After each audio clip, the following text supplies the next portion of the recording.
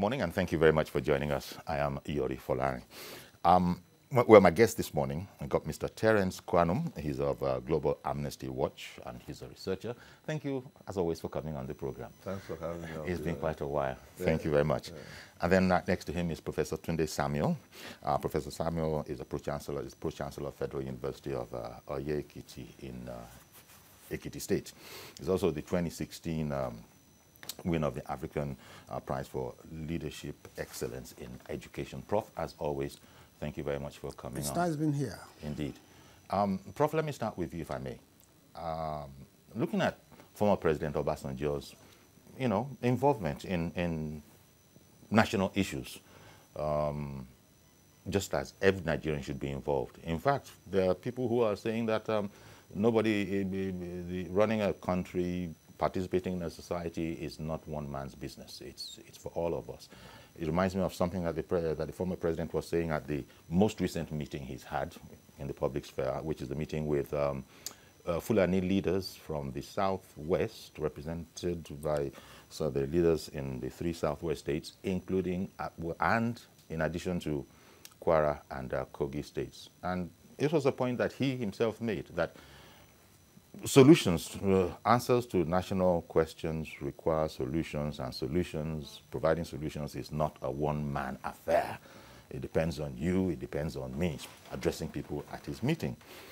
Under that sort of aegis, can one understand the president? No doubt he's a patriot, but can one understand him and put him in context, starting from his first letter, his first public letter to President Buhari? It was critical. At that time, he had raised issues of quote-unquote Fulanization possibilities in Nigeria if we're not careful. But then at the meeting that I've just cited, that happened over the weekend, the first letter was about 3 weeks ago. The meeting that happened over the weekend, here he is with Fulani leaders saying that, we've got to solve this problem together. First of all, give me your impressions, sir, on how to view this. Well, I think first and foremost, we should situate the current situation in a very proper perspective. You cannot replace democracy with us without risking yourself being accused of treasonable felony.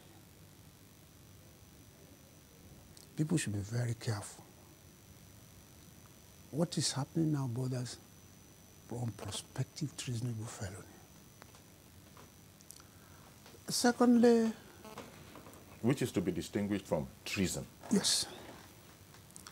Now, Chief Awolowo did not do half of what is happening. Did not do half of what is happening now. That is, as we must put issues in proper perspective as from today. Where your liberty ends, that's where my own starts. Liberty is not automatic. You have liberty provided you will not use your liberty to infringe on the liberty of others. And that is what is happening now. I don't want people to play under the guise of protest, wanting to seize power through the back door. It's going to be a serious issue. Okay, you're immediately referring here to the hashtag Revolution Now issue? Of course. Oh, okay. If you accumulate everything together. Okay, do you think there are roots in this going back to, because I was even first of all looking at the letter and some of the activities and he's a national leader and a wise elder, but the context in which he's doing it is like, I think lawyers refer to a locus. We say, coming from where? Yes. It's expected to be a revered nationalist. Chief Obasanjo should be seen as a revered nationalist, as a former president, for God's sake. Yeah, but that's the point that he seems to be making. That's exactly what I am is why I'm having to behave this way. No, the strategy is not tidy. Okay. Nobody's quarreling with President Obasanjo for finding solutions to any of the problems facing this country. But in strategic planning, I have said it here about twice, you must have strategic options. I'm not sure President Obasanjo has enough strategic options for his strategic plan of action. If he does, the matter is very simple. In what capacity are you summoning a meeting? That's my first. Well, he said, he implied as an elder, because he said he hoped to learn from them, those convened at the meeting, and he hoped they would learn from him and that he would also learn from them, because this was a task that all hands had to be on desk for. If you look at it geopolitically, that meeting is ill-intentioned.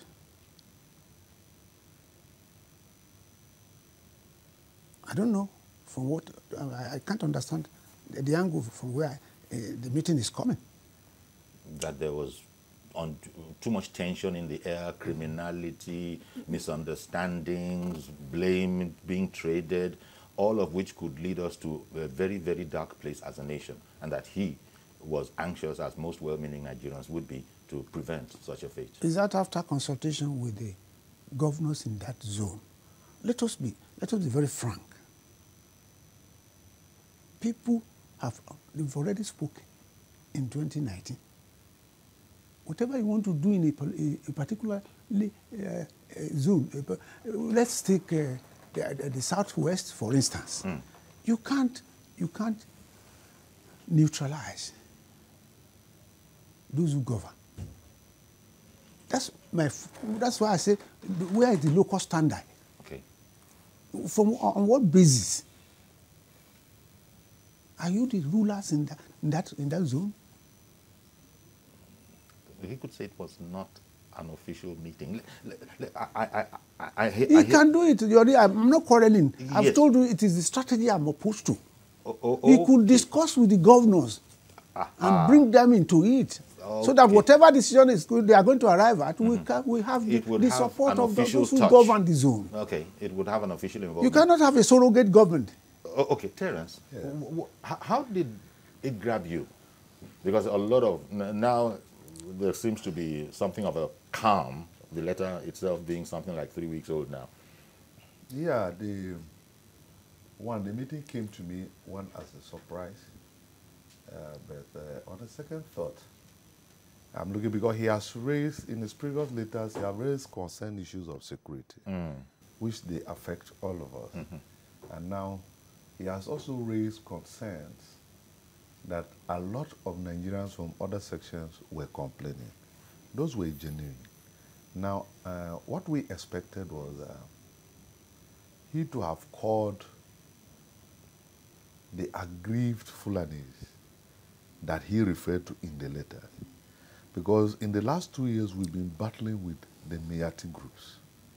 Now, the Fulanis he had a meeting with, I don't know whether they are Miati or they are just Fulanis. Because the major people that we have issues with, as regarding the crisis with Fulani, have always claimed to be Miatis. Now, we expected him to have broadened the meeting to involve all stakeholders. Because when people who have conflicts are not meeting in the round table together, there is always a bias into certain discussions. And the people that has mostly been affected in every part of this country has been the ancestral people. Because when you look properly at the ancestral base of the Fulanis, it is difficult. So we had expected him in consultation, even with the federal government, like he had suggested in the letter, to have derived a meeting whereby the stakeholders, because he was talking of everybody should bring his grievances to the table. Yes. Now, let's look at the grievances as bare as they are, then be able to address them, and then everybody should be coming to the table with the intention that these issues could be resolved, and once and for all. And then quickly he now had meeting with Hausas in the southwest, and on the Perusa I didn't see. Well, Fulanis actually. Yeah, Fulanis. I didn't. On the Perusa I didn't see the Meati that are in contention here. Now, even if it is the Meati people, there was a very serious crisis in Mina, where a peace meeting was called, and then the Middle Belt Forum, the Afenifere, the Ohanezes, and the South-South leadership, they pulled out of the meeting because they were seeing the Meati as a trade union organization and not as a social-cultural organization. I think when these things were in contention, the meeting quickly had. So we actually didn't know the intention of the meeting. Yeah. But then suddenly there are follow-ups in the country that makes us feel that some people are getting momentum from certain quarters to be able to take certain decisions. Okay. Because I think it was shortly after that meeting that somebody came out audaciously to tell us that on the 5th of August, the DSS will cease to exist and the government of this country will cease to exist. And now we are beginning to see a link into so many things here. Okay, one moment, please, before you continue. You just saw clips there of, the former president moving into, the meeting room at his place in Abeokuta. There was also, I think we have we have a voice of him. There's nobody else who will do all this for us. It is you, we, all of us here, and all our brothers and sisters, wherever they may be in Nigeria. It's not one man's job, or one person's job, or one group's job. It is a job for all of us. It gives a signal that there are some people who don't want peace in this country. And maybe they are doing it for various reasons, which I may suggest, or I feel that it may be pecuniary interest that is making them just to want to continue to draw some security votes, and they know without crisis, those security votes may not be easily accessible. Okay, just a clip there, and that was one of the Fulani leaders. The point has been made that you didn't see Meati Allah. I don't know. It could, I don't know, but maybe whatever was intended for Meati Allah, since they are Fulani in any case, the way they are seen. No, if we look at the history of this crisis, people that have come out to take responsibility that these things happen because our cows were rustled, or our people were also killed. And also they have explained that even if you do identify so if you are Fulanis, discussing the they are not necessarily Nigerian Fulani. Yes, so that one came from the president. They told us that they were not Nigerians, they were Iswa and remnants from the Gaddafi. That one came from the president. We don't know the difference between the Fulani of Nigeria and XYZ. But what we are saying is that if we are discussing people who are aggrieved, the Meati have said they are aggrieved, and that is why this crisis is happening. The farmers from all over the country that this crisis have taken place are the aggrieved ones.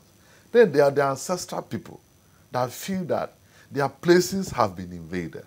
Now, if we are calling for a proper dialogue, that is why I have to agree with Prof on the issue of consulting with governors. I know stakeholders have to. When they say I'm aggrieved, and people are saying I'm aggrieved in Oshun, it means that the entire people of Oshun are aggrieved. I hear what you're saying. Yeah. So I hear what you're saying. Okay. Pulling away from this, but it's, as you're saying, these things are interconnected. Yeah. In the letter, the open letter, Prof, that former President Obasanjo had written, he had suggested at the end, and it goes along with some of the things that have been said here, and also what he was saying there, that it's not a one-man job, it's a job for all of us.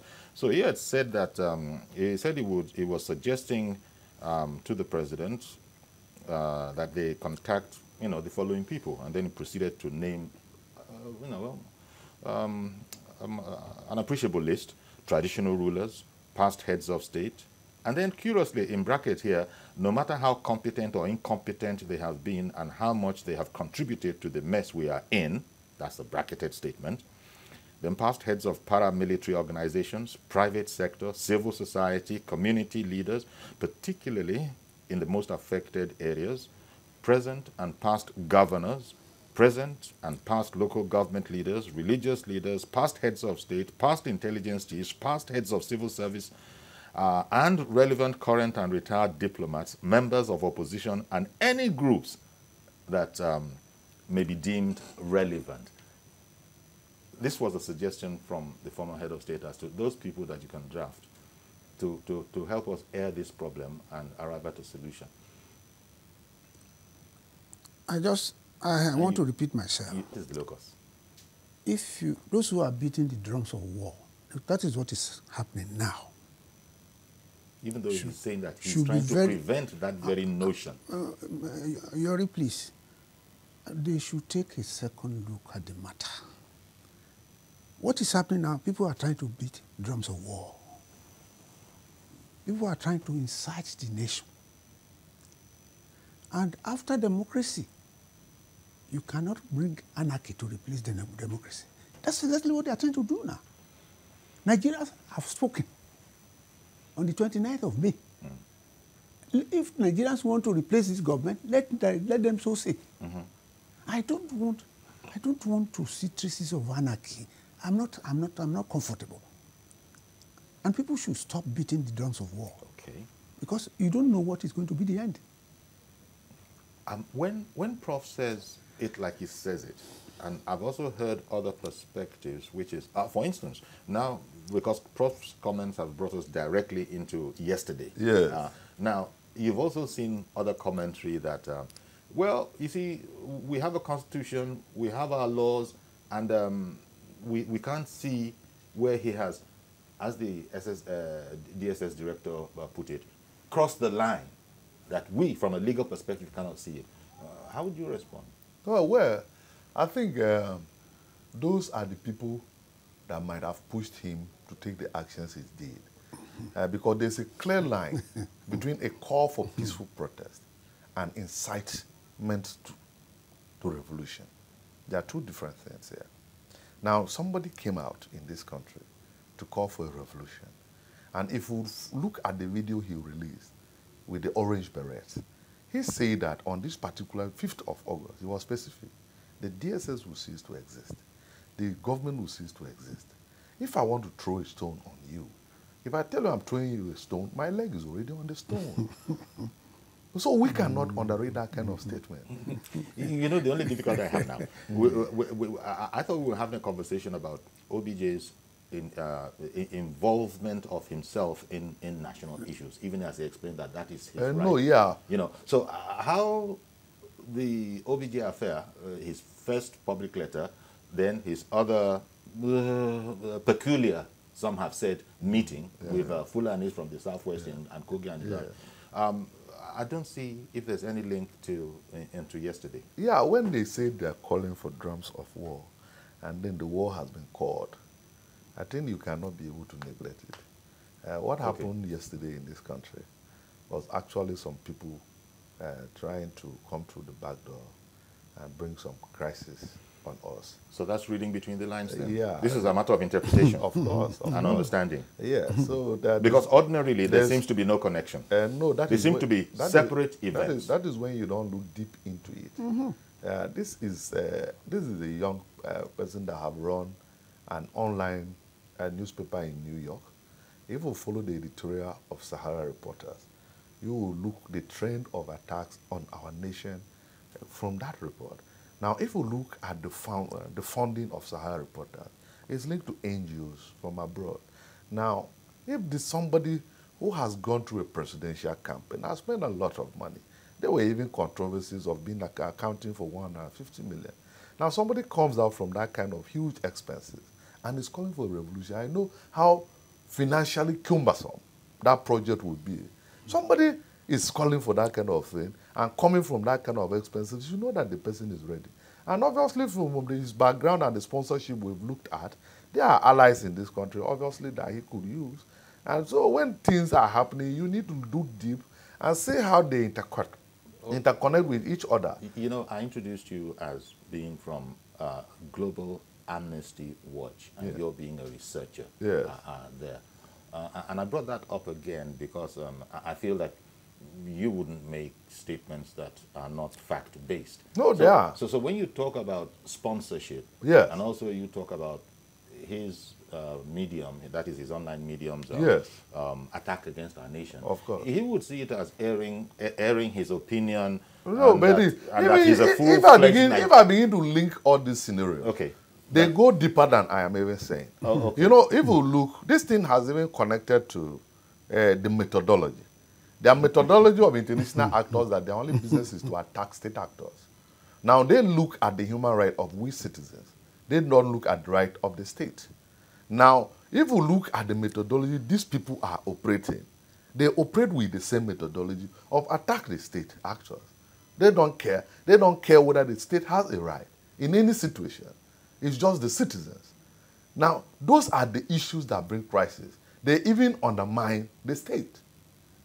Now, when people come from that background and have that kind of audacity, you don't underrate it. And if we truly love this country, this is a country of laws.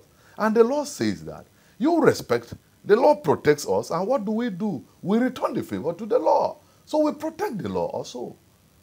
So somebody cannot stand up in this country one day and say that the institutions that protect our democracy will cease to exist, and they will fold our arms and laugh over it. So when people begin to say that nobody has the right to arrest this person, dude, can this man not even have a conversation from where he get that audacity from? And now the same people that arrest him has also come out to confirm that from their own investigation, they have even found out that there are foreign sponsorship to this. But as it is put, upstanding members of society have spoken out in his defense, saying that that was, you know, he should be released forthwith. You know, lawyers have spoken up, as you know. I think most lawyers that the press has sought the opinion of, they have spoken up. I believe that Femi Falana SAN has said that it's unconstitutional. Zekoma certainly has. You know, there are a number of... Okay, I didn't agree with them at all. Because this is a sovereign state. And there are infallible laws in this state for protest. And I know that there is a difference between a call to peaceful civil protest and an incitement to a revolution. There are two different things. So they are discussing protest. We are discussing a revolution. And this man has made videos. We have read them online. They have stated clearly his intentions. He even assured Nigerians that they shouldn't be afraid.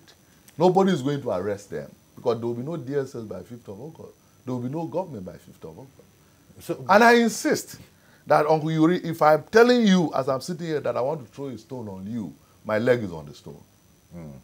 I hear what you're saying.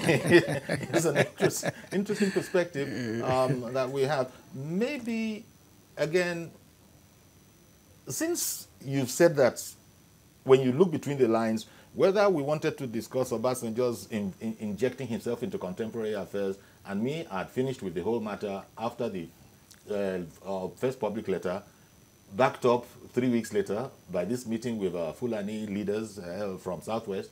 And that was one story.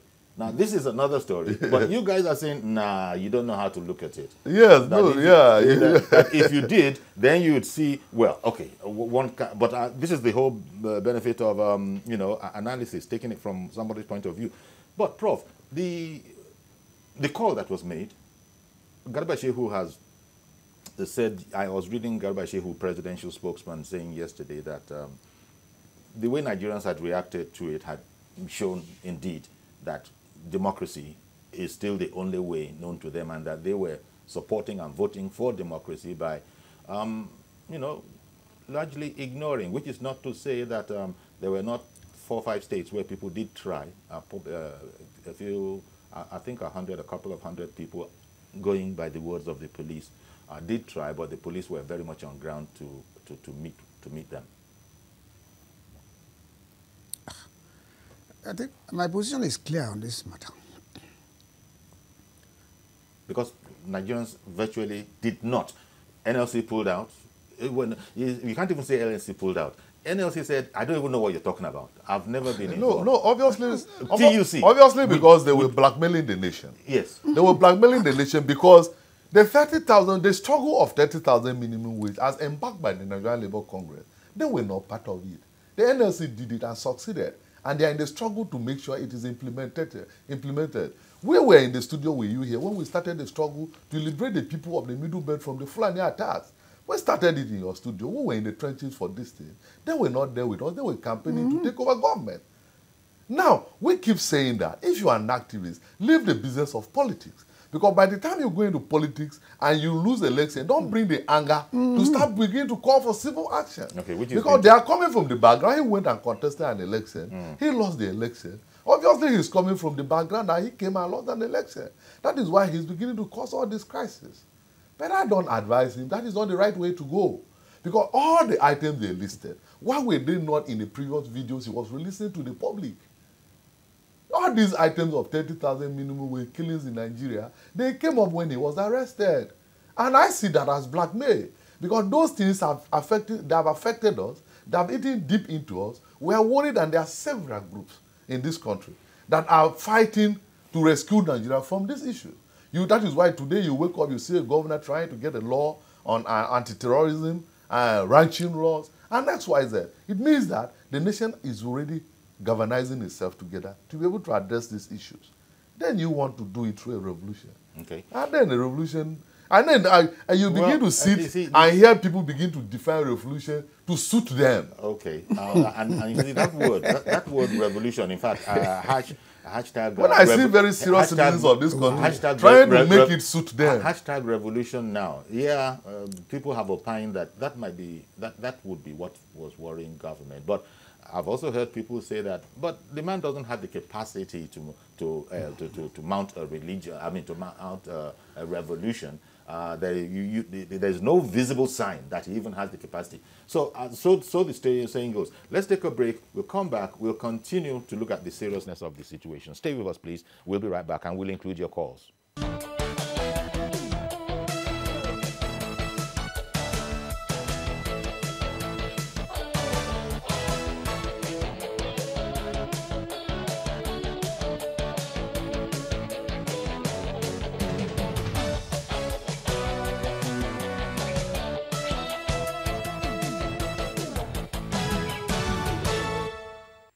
Okay, welcome back. Professor Tunde Samuel and Mr. Terence Kwanam still in place. Going back to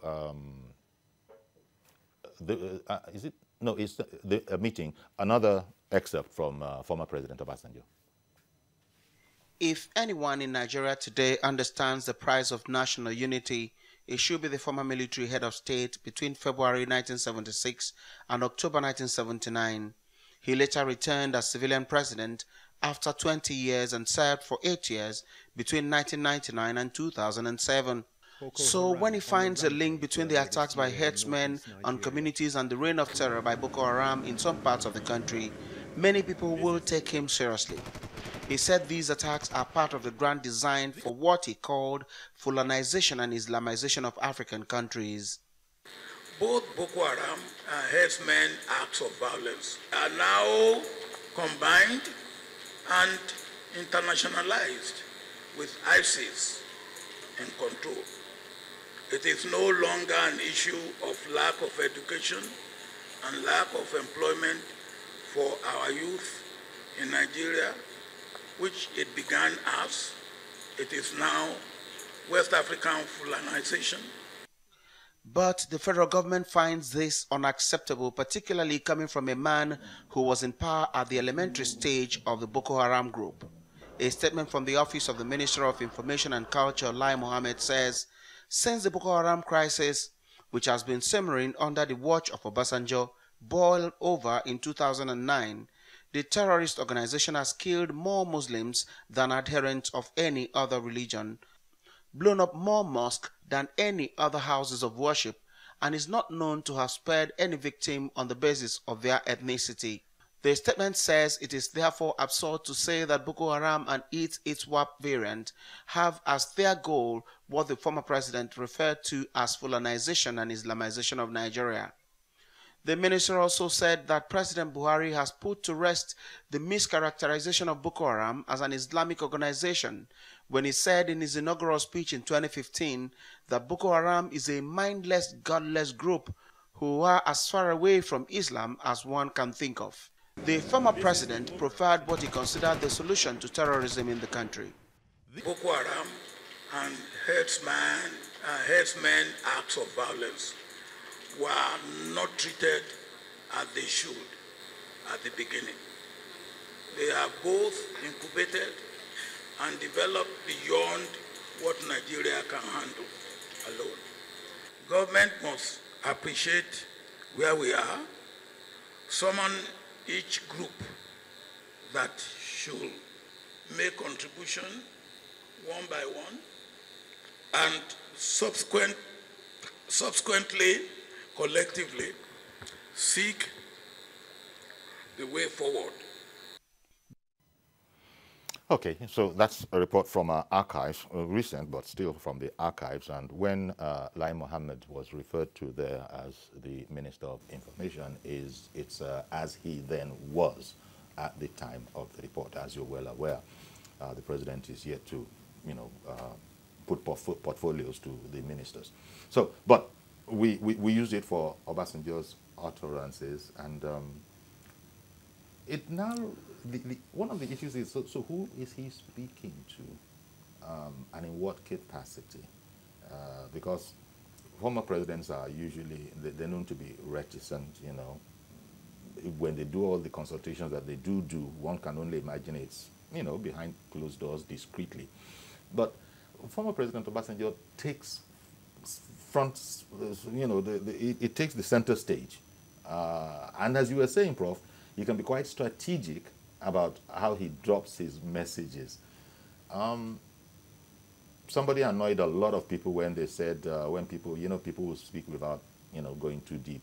Say, what has been said, they should maybe arrest the man. Of course, government looked away from that. No comment was made on that whatsoever. But those are the kind of things that were in the air. It's probably because the way normal people see this whole matter about a sitting president and then someone else, as it were, even if a former president trying to share in the limelight. And maybe people feel that there's something a bit off here. But there are those who are saying that you got to listen. It is wisdom through the ages. And we were blessed. This is what we have. And that kind of a thing. And people should not be insensitive to criticism. You bust out laughing there, Prof. Because these are the things that we are... Most people, I guess, would think that, but somebody is there now. And what... the report, I think, has sort of clarified the whole matter about saying that nothing was done. It was cut to the things that were indeed said at the very beginning of Buhari's administration. Well, I think I want to have a critique of two schools of thought now. The first is when a group of people see themselves as nationalists in one breath, and in another breath, they are apostles of the conspiracy theory.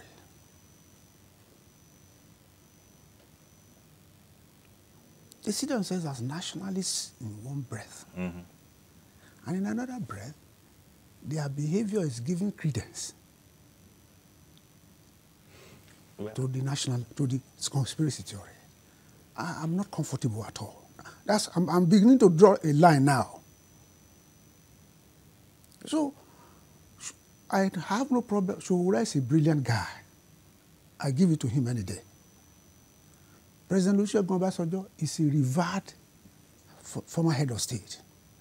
In fact, anytime President Obasanjo talks, as a revered former head of state, it should be that his utterances should be very weighty, that people will shiver.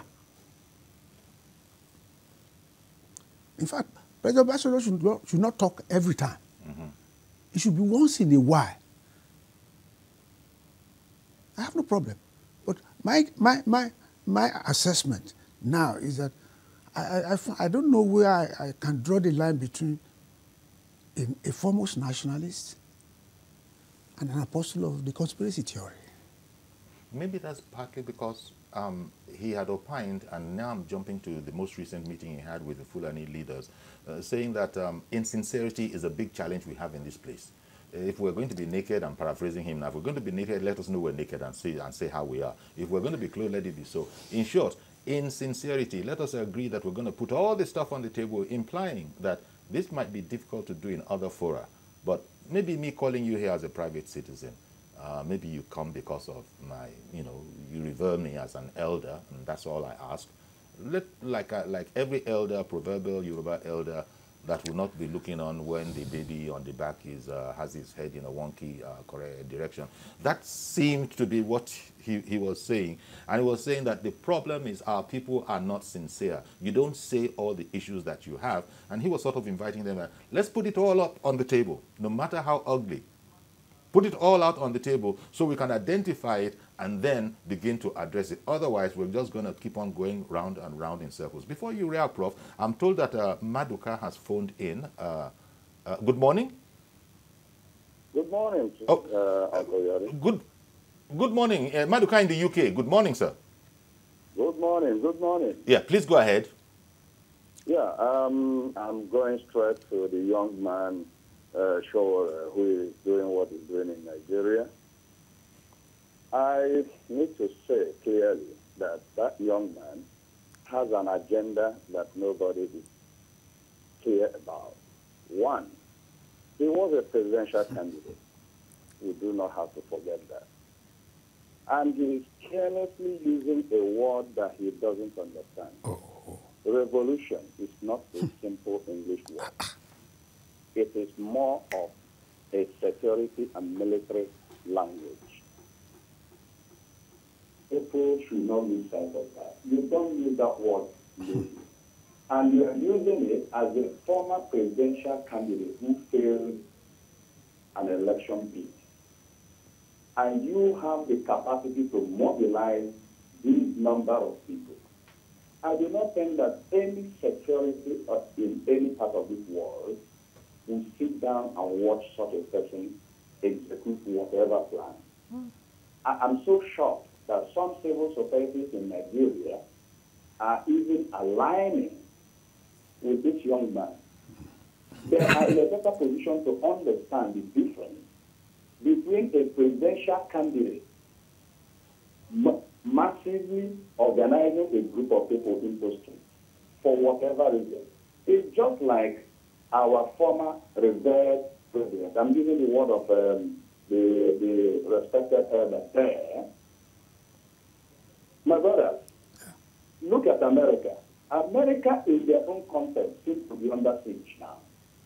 How many times have you heard Bill Clinton, George Bush, even Obama or the latest, coming to make public statements? These people have a way of reaching their president. I'm sure they do look subject to the sitting president, one way or the other. They have a way. They have access. Obasanjo, I respect him. Most of these things he does, honestly, but simply because these are military men, there is some kind of personality issue here. Obasanjo has been a senior to the sitting president in the army, and they still remember this seniority in anything they do. And that's why I feel that Obasanjo feels a little bit uncomfortable going to Asar Rock to see the president. And the president, as a president sitting, will also feel that it's uncalled for him to be moving to Ota to see Obasanjo. I think it is a game that is being played, and Nigerians should be careful. However, I'm concluding by saying, surely, if you want to be the president of Nigeria, you should go and prepare himself again for 2023 and leave Nigeria to be in peace. Let us continue with the recent and the most current problems we have, security-wise. Thank you very much. Thank you very much, Mr. Maduka, for calling in. Well, I see that largely Prof is down with that expression of views. Of course. You know, by and large. But The Fulanization issue you were raising on the Obasanjo issue. yes, He brought that up. It was a context some of us were worried when he had that meeting, because there are groups in this country that we have been putting pressure on the federal government to address. Who are the ones bringing these issues? Like the Fulani nationalistic movement. They made some statements in the heat of this crisis that drove those narratives. Because they made statements that certain lands in this country belong to them. Now, what they are seeing at the moment was because they have come to reclaim those lands. Those were the narratives that brought about the Fulanization. Now, they have been galvanizing efforts in this country to make the president address these issues so that they can go once and for all. Now, he was part of the vanguard. He suddenly holds meeting with a selected Fulani. So the curiosity has been, has he pulled out of the struggle? that is former president. That is the former president. Suddenly found in favor in Fulani people to come and address these issues with them without the coalition that has been fighting, because there are two groups. There are two groups that the insecurity in this country is linked to. The Mayati groups, because there are several of them. That's why I say the Mayati groups, and then the Fulani nationalistic movement. They have made statements on record in this country. Okay, one moment, please. Jack in Jos. Good morning, and thank you for holding on. Good morning, sir. All right. Two very quick issues. Number one, before the presidential elections of this year, TBC, in conjunction with the nation, had a security summit. Ever since the conclusion of that summit, we are yet to hear anything from TBC or the nation about the findings of that summit. Then the second thing is this. Like the last caller said, there's a way an ex-president should reach out to a sitting president. Now, if assuming during the time of Jonathan, Buhari or Abdul Salam or all ex-presidents, or Shehu Shagari, the late Shehu Shagari, had gone to a mosque during a special program, and there they accused Jonathan or Obasanjo when he was in power of trying to Christianize this country. Is that the right venue? If you are trying to unite this country, should you go to a religious venue and then talk about issues like this, knowing the history of how religion has been used to divide Nigerians in this country? Is it right? Okay, Jack. Thank you very much. Thank you very much. You leave it on a rhetorical note. Yes. Because, well, you see, again, very few people can get inside President Obasanjo's head. He has put it out there that Nigeria is everything to him. It's precious to him. He's even added some emotional content to the whole thing. Apparently, he bears scars of a war he fought to keep Nigeria one. His son, another guy who is serving in uniform, also has scars of, of strife within the country. So it's like he's saying that, look, I know I have this experience, but then I also want to learn from you, but you guys need to know that it's very, very bad. And he appears to give no credit whatsoever to ongoing efforts by the sitting administration. I think that's where one looks at the way he injects himself into the matter, into national matters, which he is able to do as a Nigerian. But as has been pointed out, you're a different kind of a Nigerian. You're a former Nigerian president, and whatever you say carries weight. And it also sends ripples. So whether those ripples are in keeping with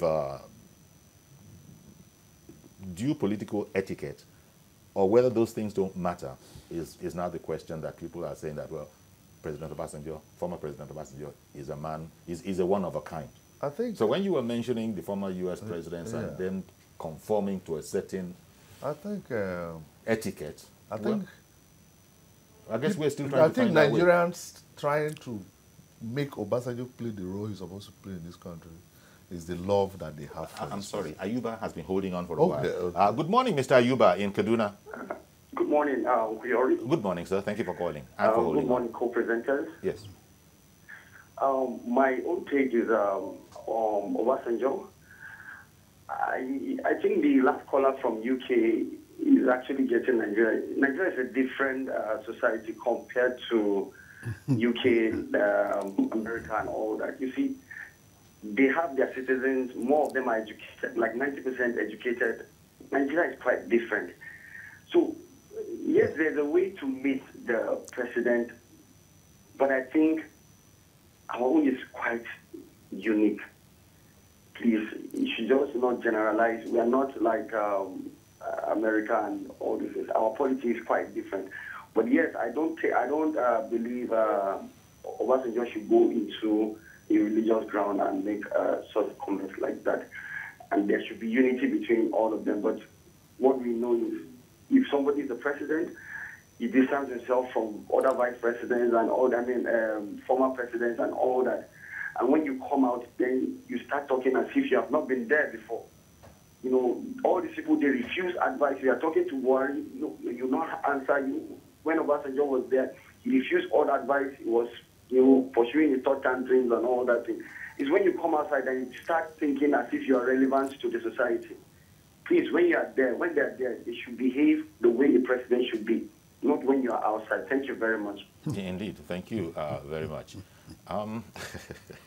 Very interesting conversation. Okay, so like I was saying, I think the cause for Obasanjo trying to play the role he's supposed to play as a nationalist is the love Nigerians has for his person, because he has served them for a very long time. I think apart from those are alive, apart from Gawan, he's the oldest serving president that's alive. So he should have a lot of wisdom that he can be able to give us that advice to the country. We have shown him enough love. But that he... So we expect him to return. Somebody, one analysis, was it the man from the UK, Mr. Maduka? He was saying that the military thing might have played in, meaning that seniority is sort of important to those fundamentally, guys. when you love somebody, you can be able to tailor him to. Yeah.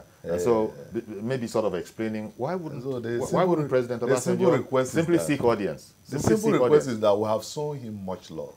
He should return the favor. Indeed. But so, I don't know, as I said, I thought it was a far stretch coming from where we were thinking we were coming to now see that, look, there's a sense in which you can't just see this as an unrelated adjunct, what we have on ground now.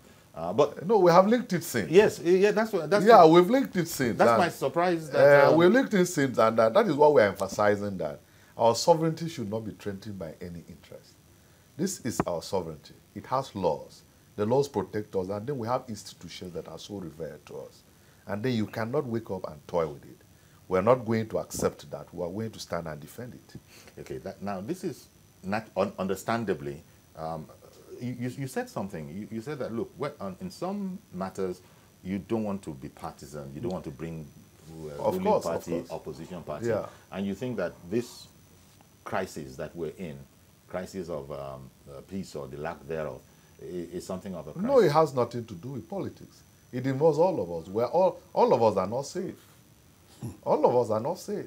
So in fact, we are getting to a point. So this is not a PDP matter. It's not an APC matter. We are getting to a point that if we are not careful, what will unite us one day will not be Nigeria but fear, because all of us are afraid. Mazi Okoroafo, good morning, sir. Good morning, Sayori. Good morning, Prof. Good morning, Mr. Terence. Good morning, everyone in the studio. Good morning. Honestly speaking, Nigeria is our country. We have no other place to go.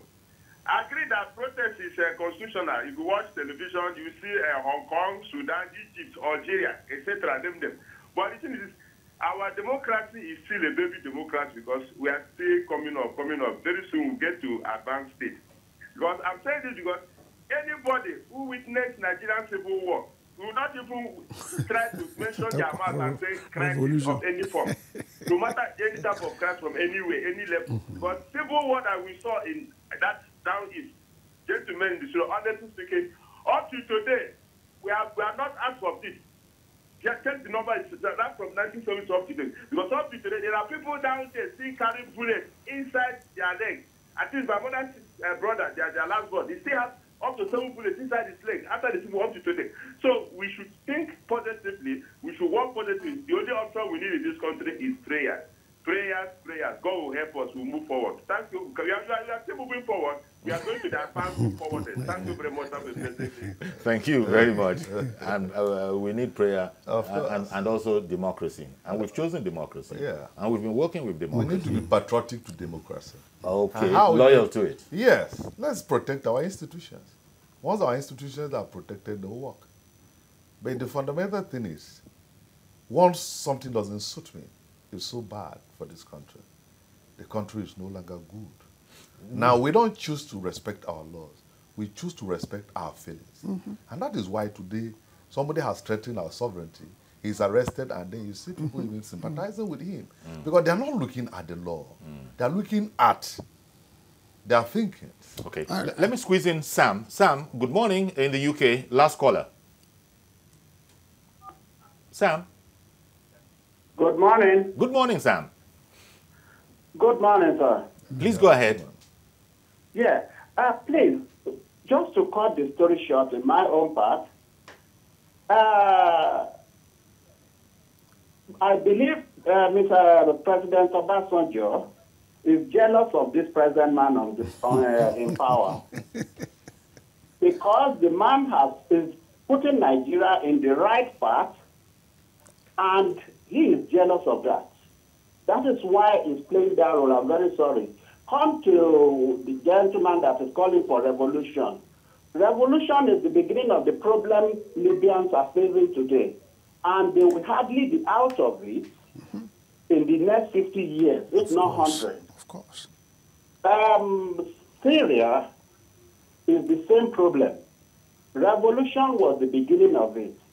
I don't expect even the government, I'm very sorry, I'm a civilian and I'm a Christian, but I don't expect government to release that man on time.